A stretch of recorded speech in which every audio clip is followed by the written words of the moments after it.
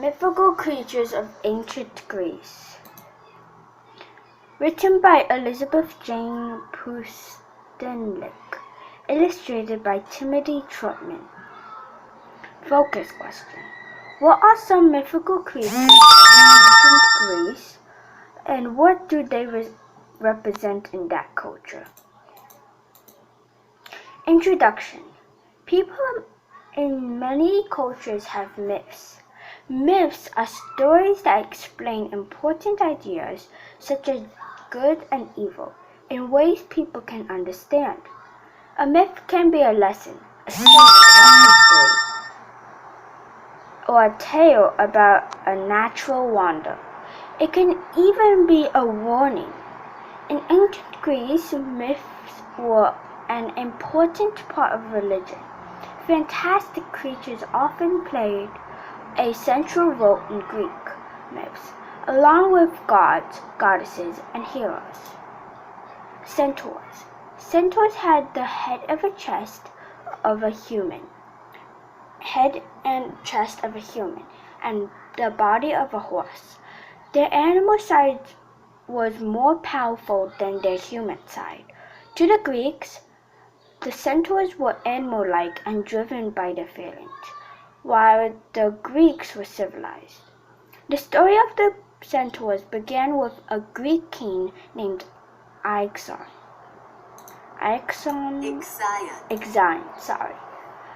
Zeus had allowed Ixion to live on Mount Olympus. Zeus heard that Ixion had fallen in love with Hera, Zeus's wife. As a test for Ixion, Zeus created a cloud that looked like Hera. Ixion fell in love with the cloud, thinking it was Hera. The cloud gave birth to the first centaur. Zeus punished Ixion by forcing him to spin around a burning wheel forever. Ancient Greeks put pictures of battles showing themselves fighting centaurs on many objects, from drinking cups to stone temples. The Greeks did not often show current events in their art. Rather, they used pictures of myths to show how they felt about what was going on in the world around them. For example, the Greeks connected one of their greatest enemies, the Persians, with the centaurs. Did you know? This relationship between a guest and his or her host was an important part of ancient Greek culture. The myth about Ixion and the first centaur shows the importance of this relationship, though Ixion disrespect of Zeus, his host. Zeus's punishment was a lesson about the consequences of breaking this accepted custom. Sirens. Like centaurs, sirens were also hybrid creatures. Sirens were women with wings, legs, and bodies of birds. They stood for the importance of self-control. They lived on an island in the middle of the sea, where they sang beautiful songs to lure sailors. The sailors would lose control of their ships and crash into the rocky shores of the island. The myth about the sirens says that they had once been human maids to the goddess Persephone. One day, the god of the underworld took Persephone while she was picking flowers. Their wings helped the sirens search for Persephone. The sirens never found her and settled on the island. The sirens drew many sailors to them, but a few were able to pass them by. One played music so loud that it blocked out the siren's song. Another told his sailors to tie him tightly to his boat. The sailors plugged their ears so they could not hear the song. Being able to avoid the siren's song stood for the strength of will that the Greek people valued. Masuda. While the sirens were known for their beauty, Masuda was famous for her scary appearance. Ancient Greek artists usually showed the Gorgons, Masuda and her two sisters, with large round heads and huge eyes.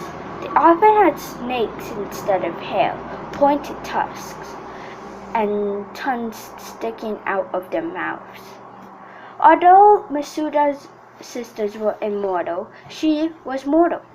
It was possible for humans to defeat her. Take over her. Masuda had her own defense against attacks though. She could turn people into stone once they looked directly into her eyes.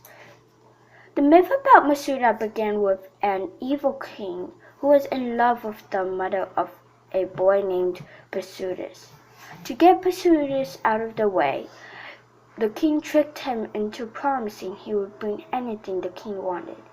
The king sent Basudus to get the head of Masuda, a deed he thought would be impossible. With the help of gods and goddesses, Perseus cut off the head of Masuda. Two creatures came out of her body. Some people think that the killing of Masuda symbolized the ending of a drought. The creatures stood for the good things that came after, crops and water. Wowza! The Greeks believed that the frightening faces of the Gorgons would protect them and ward off evil. They put pictures of the Gorgons everywhere, including on their shields. The Minotaur. The Minotaur was another hybrid creature. It had a bull's head and a man's body. The monster was so scary. It was kept in a maze called the Labyrinth beneath the palace of Minos, where the king of Crete lived. As the boys from the city of Athens killed the son of Minos, the king wanted revenge. He began to attack Athens. He agreed to stop if the people of Athens sent 7 boys and 7 girls to the Minotaur. A brave boy from Athens named Theseus volunteered to be one of these victims. When Theseus arrived in Crete, he was put in a cage with the other victims. It was then that the princess of Crete, Ariadne, saw Theseus and fell in love with him. The princess didn't want the Minotaur to hurt Theseus. She asked the man who built the labyrinth how Theseus could possibly escape. Add possibly. She was told that she should give Theseus a ball of yarn to tie to a door. He was to unwind it as he made his way through the labyrinth. She also gave Theseus a sword. After Theseus defeated the Minotaur, he followed the trail of yarn back out of the maze. The Minotaur myth was popular after the Greeks took over Crete. Just as centaurs often symbolized the Persians, bows often stood for Crete. Bows were sacred. Sacred to an important goddess in Crete. Some people think that Theseus beating the Minotaur stood for the Greeks taking over Crete. Wow. Typhon. The Minotaur was tiny compared to the giant Typhon. It was a monster with wings, snakes for legs, and 100 heads, 1 human and the rest different creatures. Typhon stood for the harmful forces of nature. Only Zeus, the king of the gods, could match Typhon. Their battle shook the whole world. Zeus set all 100 of the monster's head on fire.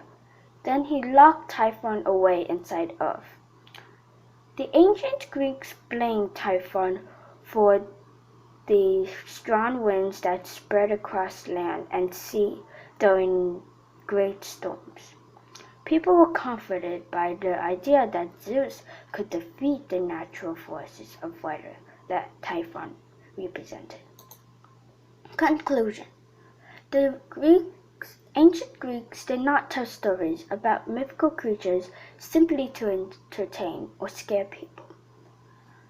These creatures and myths about them had meanings that helped people understand the world around them at the time. While mythical creatures played an important roles in ancient Greek culture, they are also popular today. Children and adults are still excited by their amazing stories. Some famous companies use mythical creatures of ancient Greece as their logos, including Masuda's head for the fashion label Versace, Pegasus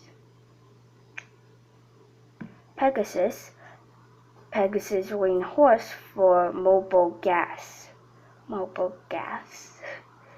and a siren for Starbucks Coffee Company. Wow. Glossary. Boom.